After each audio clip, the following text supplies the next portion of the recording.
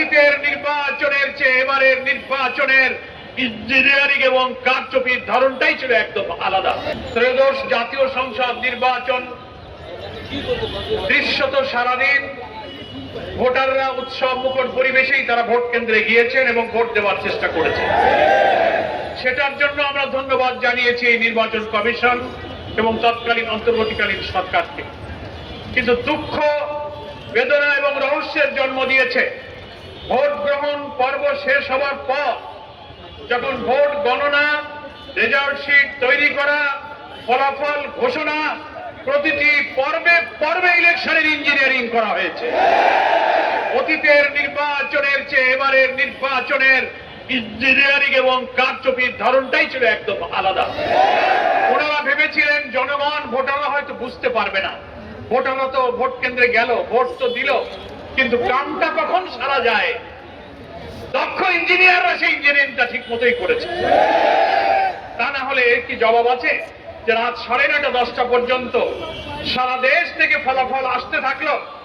11 দলীয় ঐক্যে জামাত ইসলামী সহ সারা দেশ থেকে একের পর এক 9:30 10টা পর্যন্ত বিভিন্ন আসনে বিপুল বিজয়ের খবর যখন আসতে থাকলো, মানুষ জন আকাঙ্ক্ষা হিসেবে অপেক্ষা করছিল সংখ্যাগরিষ্ঠ আসনে 11 দলীয় ঐক্য জামাত ইসলামী বিজয়ী হয়ে সরকার গঠনের মতো সংখ্যাগরিষ্ঠতা ইনশাআল্লাহ লাভ করবে।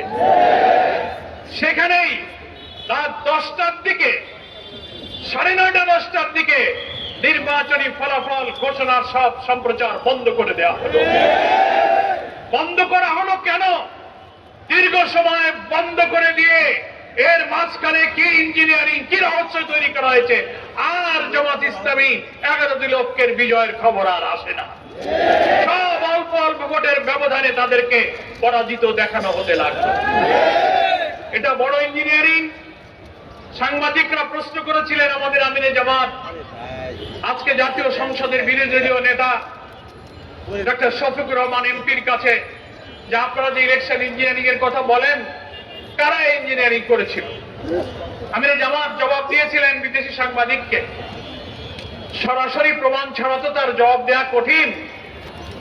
তবে অতীতে দেখা যায় যারা এই অপরাধ করে, যারা কারচুপি ইঞ্জিনিয়ারিং এ জড়িত থাকে, কোনো না কোনো ভাবে ওই যে আমি কলা খাইনি একটা গল্প আছে না, তাদের মুখ থেকেই একসময় বেরিয়ে যাবে।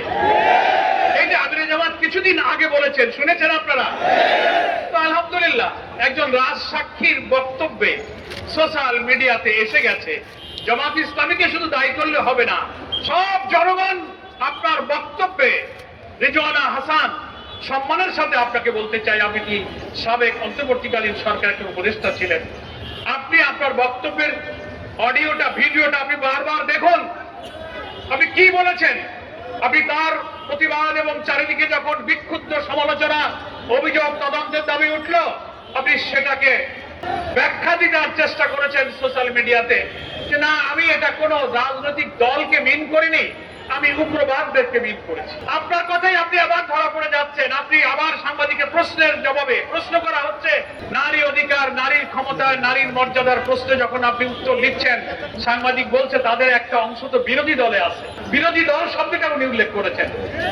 আপনি বলছেন বিরোধী দলে যদি তারা থেকেও থাকে, তাদেরকে আমরা মেইন স্ট্রিমে আসতে দেয়। What do you mean by this type of comment?